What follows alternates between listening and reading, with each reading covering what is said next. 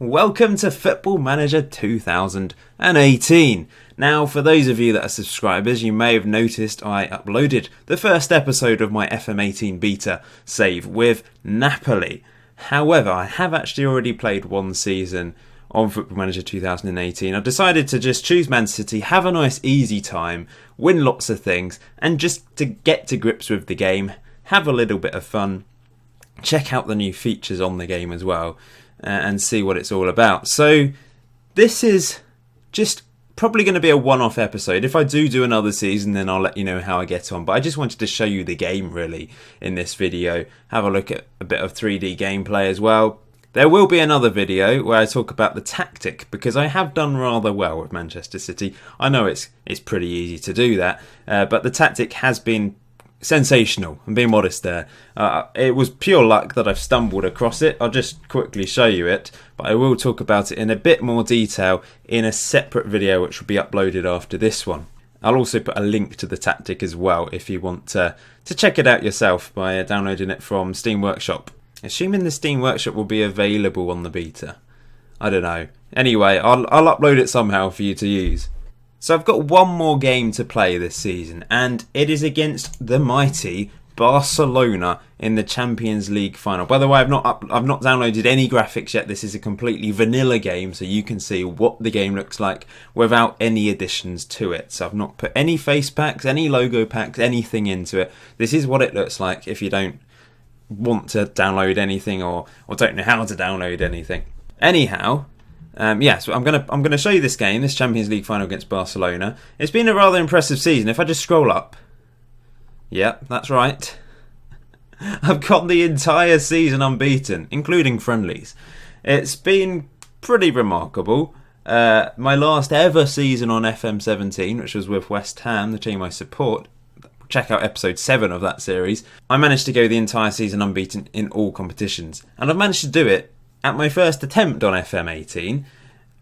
Maybe it's something to do with the beta. I've somehow stumbled across something quite amazing in this tactic, possibly. But, I mean, it's mainly down to the players I have. Aguero is insane. De Bruyne is insane. We've got some cracking players. I've made one signing who has been a good addition to the team as well. But we won the Carabao Cup, the Haribo Cup, whatever you want to call it. We beat Derby County, easy final. Derby County 3-0. No disrespect to Derby, but they're a team in the Championship. We should be beating them. Beat them 3-0 thanks to Aguero and David Alaba, who is the one signing. I've given it away there already. And we also just managed to win the FA Cup 2-0 against Chelsea with Aguero getting both goals. And we won the Premier League convincingly, if we just have a look at this. Top of the table, obviously, because I won the league. 94 points, 0 losses. 28 wins, 10 draws, plus 64 goal difference, 16 points ahead of Manchester United. No, 18... Wait, can I count? 18 points ahead of Manchester United. West Ham finished third, if only, I say. Javier Hernandez was absolutely insane. I think he was second top goal scorer in the Premier League. Stoke City finished fourth. Now, this is the sort of thing you get sometimes on the full game of Football Manager, but generally on the beta, you do get a few things like this. For example, where Chelsea finished 9th, which I suppose happened a couple of years ago when Leicester managed to win the league, but the likes of West Ham, Stoke and Watford all finished above Spurs, Arsenal, Liverpool and Chelsea. That's amazing, isn't it? It's nice to see that sort of thing. Some people will have a go at Sports Interactive for it being unrealistic, but who knows? Maybe that could happen. I very much doubt that's going to happen this season. It looks like the top 6 is going to be the top 6. But that's the wonderful thing about Football Manager, isn't it? It creates these parallel universes. Swansea, Brighton and West Brom were the teams that were relegated, incidentally. This was the statistics then. Aguero, 35 goals in the league. I think that's a record. Is that beaten? Does Alan Shearer have the current record?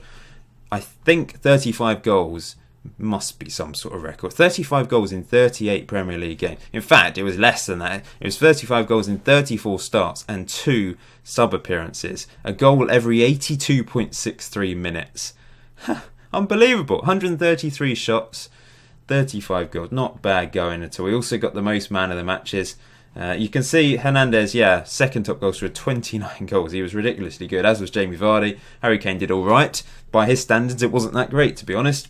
Lukaku, only 19 goals. But that's still quite good, I suppose, and one in every 2 games.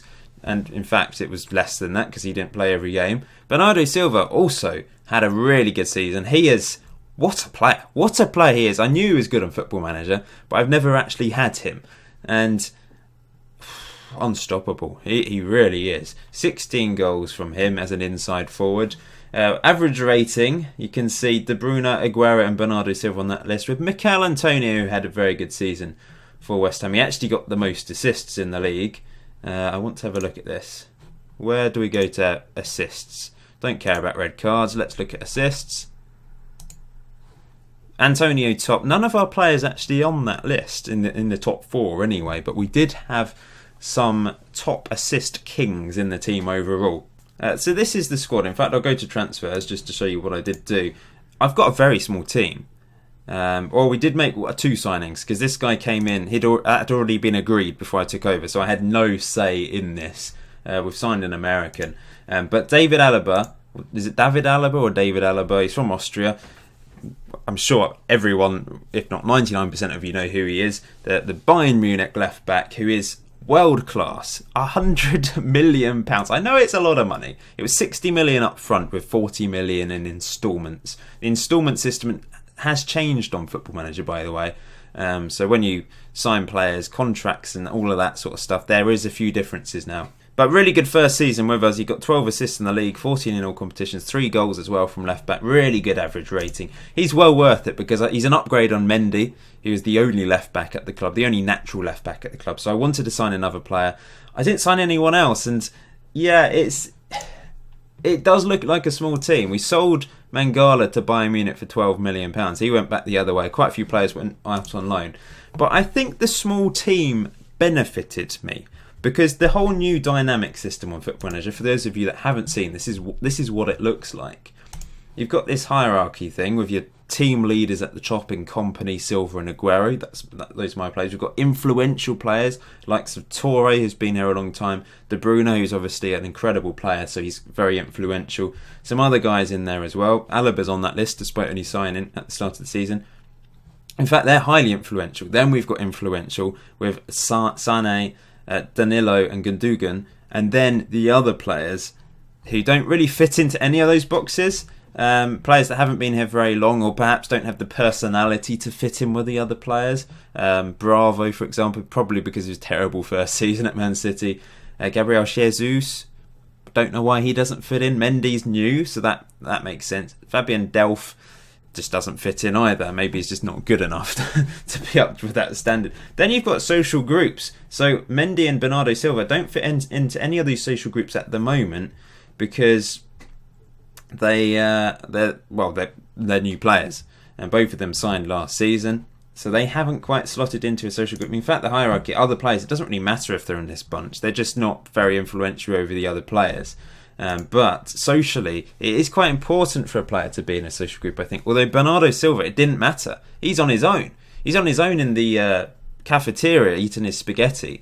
But he still had an incredible season for us, even though he's not in a core social group or the secondary social group. I think you can end up with multiple social groups. I hope so anyway. I can't imagine there's only 2 social groups at a club. Surely there's more than that. But it does have a massive part to play on the happiness of the team. And I did have a few problems. Even with such a small squad, I had Yaya Toure, Gundogan.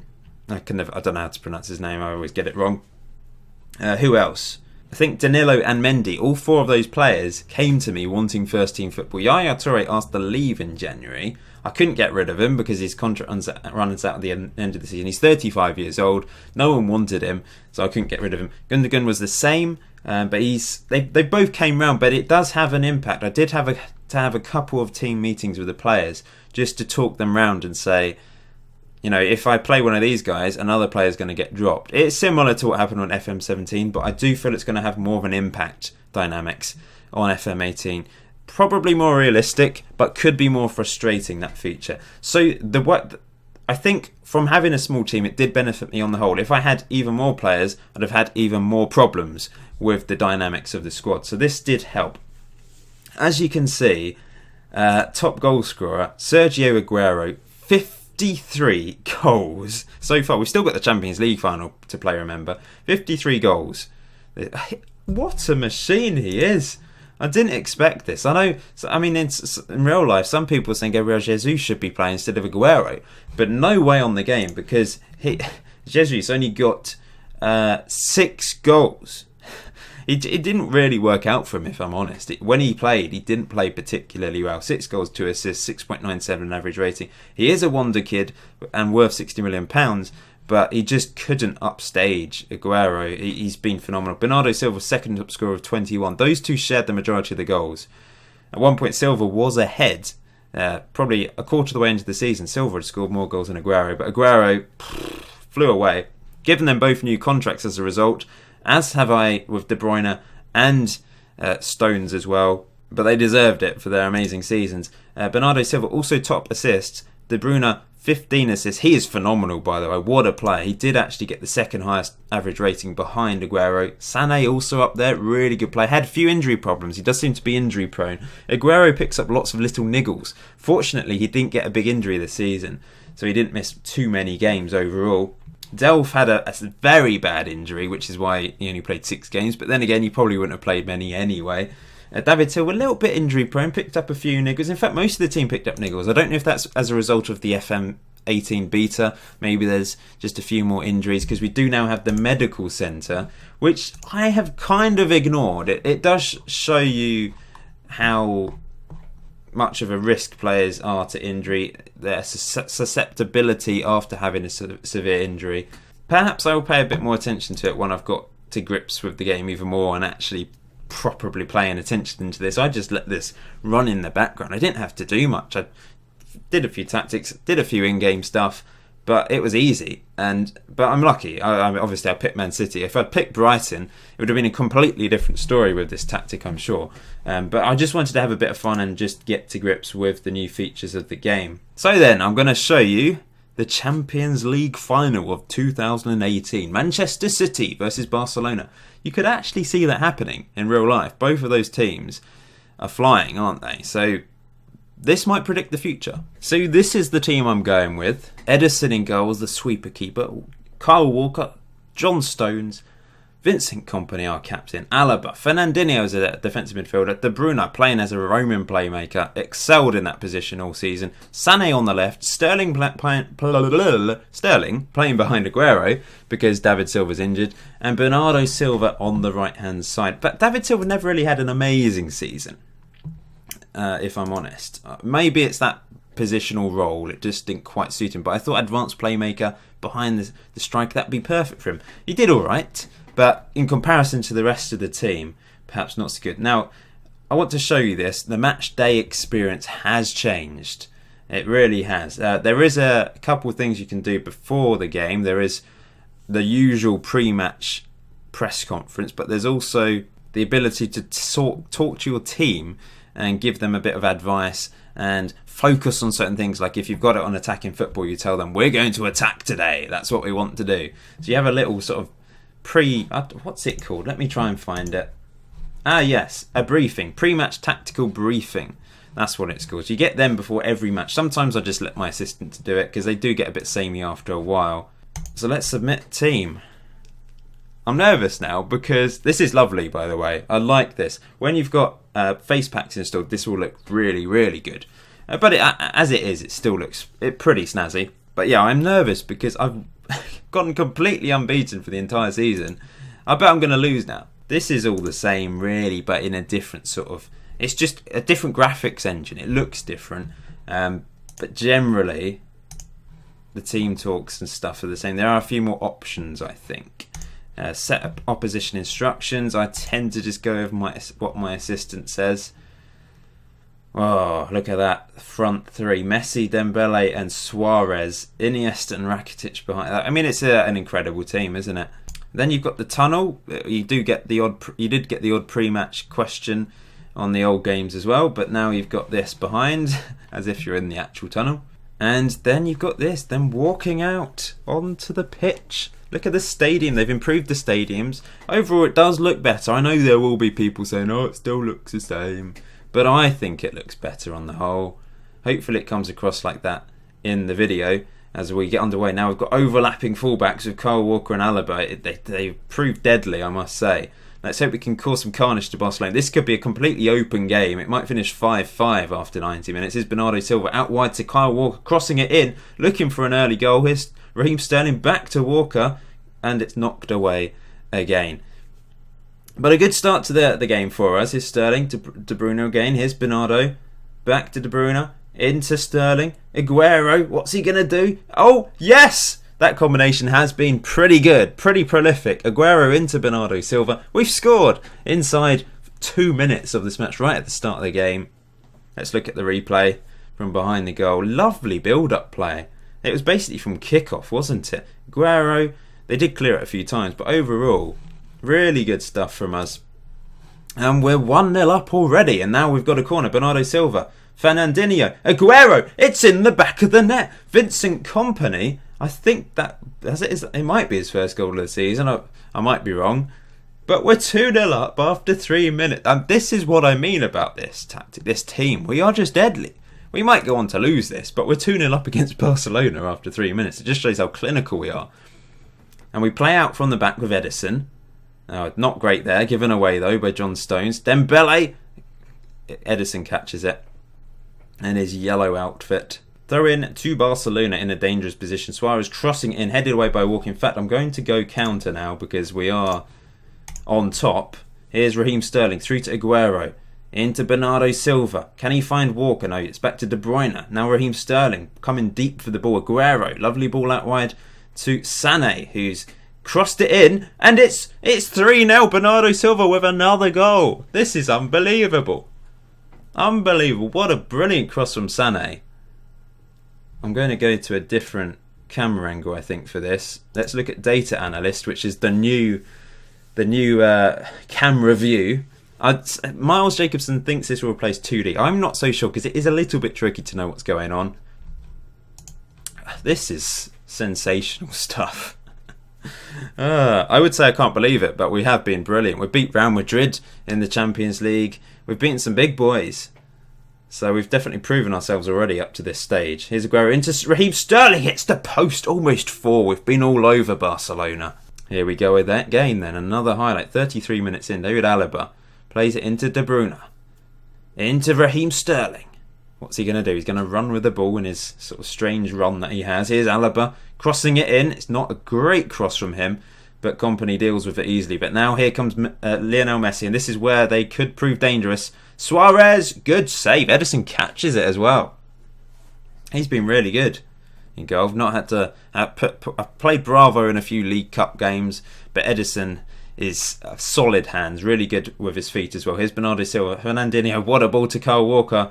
What's he going to do? He's crossed it in, and we've won a corner. Can we make it 4? Surely a 4th will just kill the game off entirely. De Bruyne crosses it in, headed back to... Oh, almost. Oh, this second chance, Sterling. Oh, great save by ter Stegen. Aguero, 4-0. It finally finds the back of the net. Aguero gets his 54th goal of the season. That's unbelievable, isn't it? What a player. It was all over the place, and Sterling had a couple of opportunities. Yeah, I quite like this angle, but not as a main angle. Like as a replay then, just to analyse what's going on from above. That's fine. You can zoom in and have a different height to the camera as well. You could play around with that. This is all new, isn't it? Different sort of graphical things. You know, I'm pretty happy with this. I might not even download a new skin for FM18. That was astonishing. That is our best half of football this season. That's saying something because we've thrashed some teams. 4-0. How have we done that? Let's just not throw it away in the second half. We don't need to be open anymore. I'm still going to leave it on counter, but everything else is staying the same, which is pretty attacking football. Like I said, there will be another video just highlighting the tactics. Now you definitely want to watch that now. Now you've seen it in action, thrashing Barcelona 4-0. You'll want to see what my tactics are all about. So check that out when I release it. Going to bring off Sterling. I'm going to throw on Gundogan. 71 minutes in. It's funny how you get halves of football which have tons of highlights and then suddenly the next half there's nothing. I'm happy with that because we're winning 4-0. But it is strange how that happens. I guess it's just we've killed the game dead here. But lovely build-up play from us here. We just keep possession brilliantly. And it's pretty fast-paced football. It is wonderful to watch. Here's Gundogan out wide to Sané. What's he going to do? Is he going to beat his man? Puts a good ball in. Aguero! Oh, a second attempt. Third attempt. He does. 5-0. 5-0. Oh, unbelievable. What should we do? I'm going to bring on... Oh, no, I can't... Bernardo Silva and Aguero on hat-tricks. I can't take them off. Maybe I'll throw... I don't know what to do. In fact, I don't need to make any subs. I will bring Kyle Walker off. He's on a yellow. Now, this tactic does... In fact, I'll talk about it more in the actual video, but it does produce a few red cards because we're playing such open football. It's very... not aggressive, but just full on, that it does create quite a few yellow cards and red cards. I want to make my last change. Just bring someone on for the glory. Here comes Andre Gomez for Barcelona. Are they going to get a consolation goal? Rakitic back to Roberto. Or are we going to counter? Mascherano into Rakitic. See, their play just seems so slow compared to ours. I don't know how I've done it. It's marvellous. Mascherano, Andre Gomez. Like you may have said, you may have scoffed and thought, well, Man City, they're easy to manage. But we're beating Barcelona 5-0. The proof of the pudding's there. I've done well. I'm beating the best. Here's Bernardo Silva crossing it in. Don't know what that was, but we've won a corner. I will make the last sub in a second as after we've taken this. Bernardo Silva crosses it in, headed away. Is there going to be another opportunity? De Bruyne kind of deserves a goal. Gundogan fouled. Free kick. Maybe De Bruyne can get a goal here with a free kick. Up he steps. Come on. Oh, over the bar. He's played lots of football this season. He is quite knackered. I'm going to leave him on. I'm going to take off Bernardo Silva. Aguero can possibly get a hat-trick. We're going to bring on Gabriel Jesus for the last few minutes. 2 minutes to go. Would be nice to keep a clean sheet. Not the end of the world, though. We have been sensational. Here's Sané. Aguero. This is possibly my biggest ever Champions League win. Final win anyway. 5-0. Here's Aguero looking for a sixth, looking for a hat-trick. And he almost gets it. He hits the crossbar. 2 goals and 2 assists for him today. Said he was unbelievable. There we go. We've won the Champions League. We've won everything this season. And they've got this as well. A little cutscene of some confetti falling down, them just having a rave with no one else around. Who handed them the trophy? Is that meant to be me in a tracksuit? I think so. So that is Football Manager 2018. Try and emulate that, guys. I don't think I will be able to. An entire season unbeaten on Football Manager 2018. Love it. Thanks for watching. Please hit that like button if you enjoyed. Keep your eye out for my tactics video. Please check out all my other Football Manager 2018 content. If you haven't done so already, subscribe. That would be much appreciated. Until next time, enjoy Football Manager.